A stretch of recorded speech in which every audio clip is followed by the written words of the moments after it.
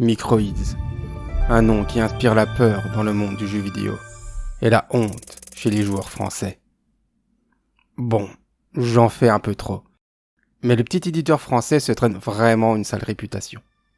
Avec des jeux aussi creux que leur Fort Boyard, recommandé par Olivier Mine, attention, aussi lamentable que le récent remake de 13, ou du shovelware insultant l'intelligence des enfants, ça se comprend. En réalité, Microids publie beaucoup de titres, et s'ils sont connus pour leurs échecs, ils proposent aussi des titres tout à fait honnêtes. Faut fouiller un peu, et parfois remonter jusqu'à leurs jeux d'aventure des années 2000, mais c'est là. Depuis un certain temps, Microids s'est donné une mission, celle d'adapter en jeu vidéo un certain nombre de bandes dessinées classiques franco-belges. Ils reprennent en quelque sorte le flambeau que portait Infogrames dans les années 90. Et quand on connaît la réputation de Microids et celle des adaptations du genre de manière générale, on a de bonnes raisons de douter du résultat. Mais Astérix Bafilitus était une assez bonne surprise. C'était répétitif au possible et probablement un peu trop long, mais aussi visuellement très propre, vraiment respectueux du matériau d'origine et plaisant à jouer.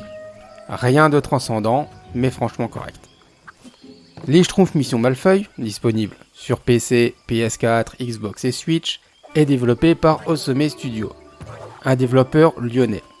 Celui-ci semble avoir réalisé depuis 2013 un jeu d'aventure assez mal reçu, des portages des anciens Astérix XXL vers la nouvelle génération, et un nouvel épisode qui a déçu les fans. Bref, c'est avec un a priori très mitigé que je me suis lancé dans cette nouvelle aventure des petits bonhommes bleus.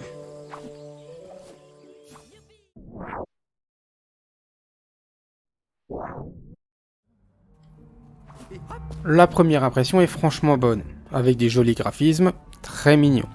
Ils respectent bien l'univers de la BD tout en ayant leurs propres pattes. Techniquement, c'est pas à la pointe, mais pour un jeu du genre destiné aux enfants, c'est pas un problème. Au contraire, sur PC, ça veut dire que ça tourne sur n'importe quoi, y compris une charrue comme la mienne. Les animations de tous les personnages Schtroumpfs comme ennemis sont assez détaillées et débordent de charme. Les gamins auront l'impression de vivre un véritable dessin animé. Les décors sont par contre un peu trop statiques. J'aurais bien aimé quelques éléments animés pour donner un peu de vie au lieu. Seuls les éléments interactibles bougent parfois et de la façon la plus basique. C'est dommage d'avoir un monde essentiellement forestier et de le rendre aussi inerte. Même pas un petit mouvement des herbes quand on les traverse, un insecte virevoltant au loin ou un vacillement des lanternes. J'ai vu un animal dans tout le jeu, cette araignée. Et le premier truc que j'ai essayé de faire, c'était de l'éliminer, persuadé que ça ne pouvait être qu'un ennemi. Par contre, les devs l'ont bien rentabilisé. Si elle est présente dans un niveau, vous la verrez tout le temps. Je regrette aussi une diversité visuelle assez limitée, et beaucoup d'éléments recyclés, même dans les différents mondes. Vous me direz qu'après tout c'est assez normal, c'est un jeu des Schtroumpfs, et c'est donc logique que tout se passe dans leur village et aux alentours. Mais dans ce contexte, il y avait probablement quand même moyen d'apporter un peu plus de variété au décor. Ces petites faiblesses visuelles ont probablement la même cause, les coûts de production. Et si ces petites économies permettent de se concentrer sur ce qui compte vraiment, à savoir le gameplay, ça me va. D'autant que le jeu présente très bien, même au niveau de l'interface. Non seulement c'est très joli, mais aussi bien thématisé. Je pense que c'est une très bonne idée dans un jeu destiné avant tout aux enfants, qui apprécient sans doute davantage tous les petits détails qu'un rendu style flat design à la mode. Ce souci du détail se ressent également dans les poèmes illustrés du Schtroumpf Poète, qui mettent en valeur les moments importants de l'histoire, avec des dessins naïfs dans lesquels les enfants se reconnaîtront sûrement. Bref, on ressent un très bel effort d'une société qui disposait sûrement de moyens assez limités, comme c'est souvent le cas sur ce genre de projet.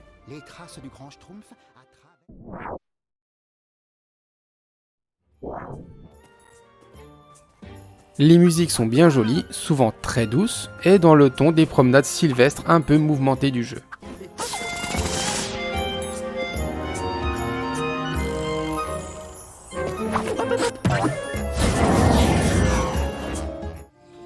Une ou deux sortent du lot et semblent sorties d'une bien plus grosse production.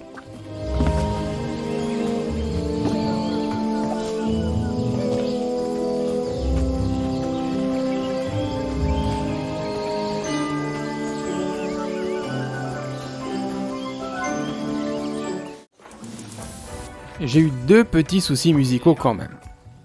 Déjà, un problème de design quand on retourne dans les niveaux déjà visités. La musique de combat ne se déclenche alors pas en arène, mais dès qu'on rencontre un groupe d'une certaine taille. Et elle disparaît apparemment à l'avant-dernier ennemi vaincu. Alors déjà, les déclencheurs sont un poil bizarres, mais surtout, la détection des ennemis pour la musique se fait à une distance un peu faible. Du coup, durant certains combats, la musique se lance puis s'arrête à plusieurs reprises de façon un peu désagréable. Autre défaut, dont j'ignore s'il est un bug ou juste une étrangeté du jeu, la musique joviale de la forêt s'est mise à jouer durant la seconde moitié du dernier niveau chez Gargamel. C'est vraiment spécial niveau ambiance.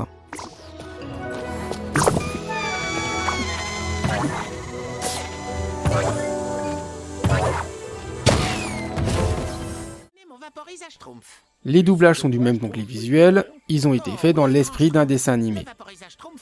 Je ne sais absolument pas s'ils imitent les voix que les Schtroumpfs ont pu avoir par le passé, mais ils sont très convaincants. J'espère qu'il va nous étonner en bien, Schtroumpf bricoleur. Rappelle-toi ce qui s'est passé quand tu as schtroumpfé des robots. Le Schtroumpf costaud a raison, Schtroumpf bricoleur. Tu schtroumpfes parfois des inventions que tu n'arrives plus à contrôler. Les sons font bien le taf, même s'il manque peut-être un tout petit peu de variété. Le mix est hyper propre et je n'ai constaté aucune coupure, aucun écart de niveau et aucune autre erreur au cours de ma partie. L'immersion des petits ne sera pas gâchée par un souci technique ici.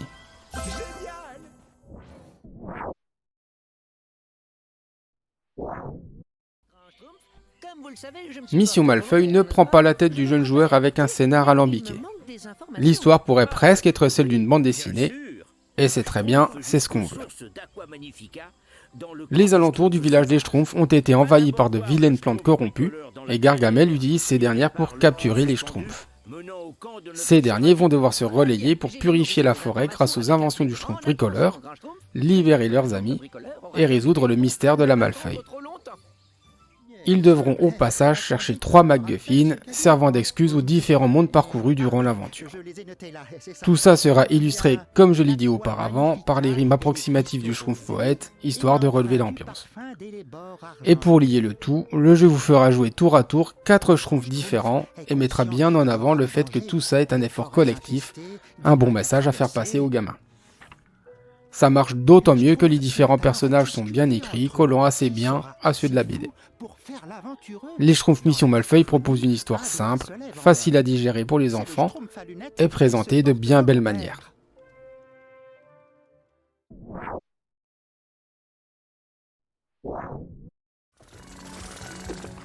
Cette simplicité se retrouve dans les contrôles, du moins au début. Les développeurs ont eu la bonne idée de proposer des contrôles extrêmement simples au tout début du jeu.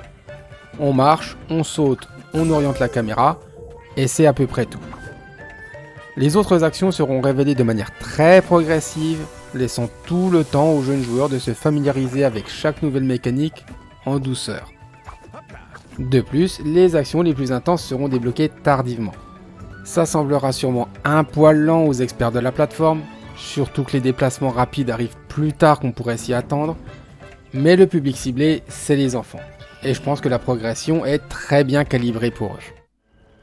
De plus, la tutorialisation est également très légère et ne force pas des tonnes d'informations à la fois dans leur crâne. Les mouvements et actions disponibles sont un peu à mi-chemin entre un Mario Sunshine, en beaucoup plus simple et plus tranquille, on se détend, et un Luigi's Mansion. Vous utilisez la dernière invention du Schtroumpf bricoleur, le vaporisage Schtroumpf, pour arroser, aspirer, planer dans les airs, accélérer, frapper le sol. Bref, c'est un peu un best-of des capacités vues dans d'autres jeux, mais remixé dans un nouvel ensemble cohérent. Surtout pendant les combats. Chaque capacité est efficace contre certains ennemis et inutile contre d'autres. Le but devient donc de s'adapter en temps réel aux compositions des groupes ennemis. Encore une fois, les enjeux et la difficulté augmentent de façon très progressive et même les enfants ne devraient pas être trop débordés. Tous les contrôles sont très fluides, satisfaisants et bien calibrés, et en dehors de quelques rares errements de la caméra, je n'ai qu'un seul petit reproche à faire ici en rapport avec la visée. Si vous activez la visée automatique, elle ciblera à tout moment l'ennemi le plus proche ou celui qui est déjà engagé. c'est très bien pour les petits qui n'ont pas forcément les réflexes pour viser manuellement. Le problème, c'est que si vous désactivez la visée auto, vous n'aurez pas de visée du tout. Impossible de viser où vous voulez tout en faisant des pas de côté, ce n'est pas un jeu de tir. Impossible également de sélectionner une cible, ce qui rend ce mode plutôt injouable. C'est pas grave, le jeu n'est jamais assez intense pour réclamer une visée manuelle. Évitez juste de désactiver la visée auto. Petit point positif en revanche, le petit point blanc qui apparaît sous le schtroumpf et qui permet de se situer facilement dans les sauts. Il est peut-être un peu petit, mais il a le mérite d'exister. De mon temps, on utilisait une fausse ombre sous le personnage. Les deux méthodes marchent, peu importe. Les niveaux restent dans une logique de simplicité. Pas d'environnement ouvert ici, mais une structure classique avec 4 mondes, chacun divisé en plusieurs niveaux, généralement assez linéaires. Chaque stage recèle tout de même quelques petits embranchements explorés, dans lesquels on peut dénicher quelques secrets, dont de nombreuses ressources servant à améliorer le vaporisage Schtroumpf en retournant au village. Ces améliorations ne sont pas nécessaires pour terminer le jeu, mais récompensent le joueur curieux et patient de manière substantielle, par une plus grande mobilité et des capacités plus puissantes. Et pas besoin d'être complétiste. J'ai débloqué toutes les améliorations avec des ressources en rab et d'autres non trouvées dans les niveaux. Les plus jeunes sont récompensés pour une tentative sérieuse, mais pas punis s'ils ne vont pas au bout. L'exploration et la plateforme se font naturellement, sont bien calibrées et jamais frustrantes. C'est un vrai plaisir de parcourir le monde. Au sein des niveaux, les phases de plateforme contiennent assez peu d'ennemis, juste assez pour inciter le joueur à rester sur ses gardes et créer un tout petit peu de tension. En revanche, il y a des arènes dans lesquelles vous devrez éliminer les ennemis avant de pouvoir progresser. C'est là que les compétences du joueur sont mises à l'épreuve et qu'il faut faire preuve d'un minimum de stratégie. On croise moins de types d'ennemis différents que dans d'autres jeux, mais chacun a un comportement vraiment unique. Là encore, c'est peut-être mieux vu le public visé. Je regrette en revanche franchement l'absence de boss. Il n'y en a pas un seul. Même pas Gargamel lui-même.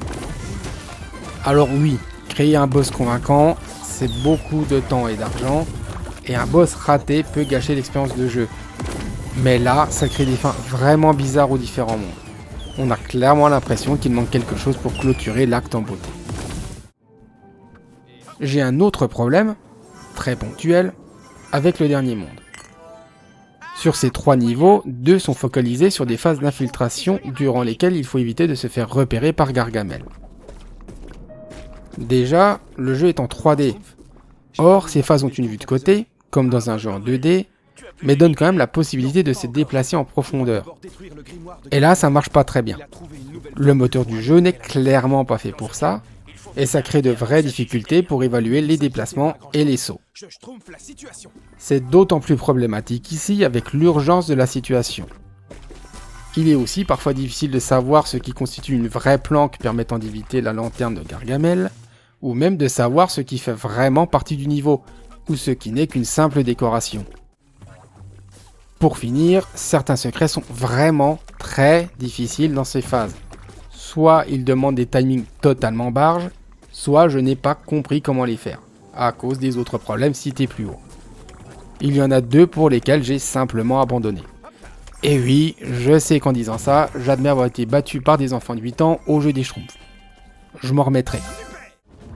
Bref, j'ai été très soulagé de constater que le dernier niveau était normal, en 3D et sans mécanique d'infiltration. Ce dernier niveau est d'ailleurs une très bonne conclusion au titre, remontant d'un petit cran la difficulté tout en proposant des défis assez familiers aux joueurs. Arriver à la fin prendra entre 10 et 20 heures, selon le niveau de complétion et selon l'âge du joueur. J'ai beaucoup parlé des jeunes joueurs durant cette vidéo, parce que les enfants constituent de toute évidence le public cible. Que ça ne vous décourage pas de jouer à Mission Malfeuille si vous êtes un joueur expérimenté. Ne vous entendez juste pas à un gros challenge ou à un jeu d'une profondeur exceptionnelle. Reste la question du prix. 30 €, ça peut paraître un poil cher pour un jeu de moindre envergure et avec les limitations que j'ai citées. Je dirais que si c'est pour initier un enfant à la plateforme 3D, ça se défend, surtout vu la bonne durée de vie. Mais si vous êtes un adulte et que vous le voyez comme une distraction entre deux titres un peu plus ambitieux, attendez peut-être une petite promo.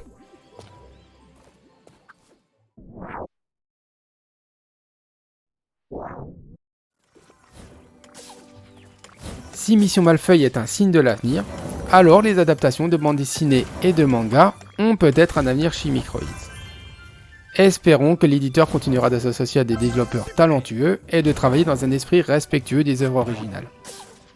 D'autres jeux très corrects parus récemment semblent vouloir confirmer cette tendance, et je jetterai certainement un œil à certains d'entre eux à l'avenir. D'ici là, je vous dis à la prochaine, et amusez-vous bien.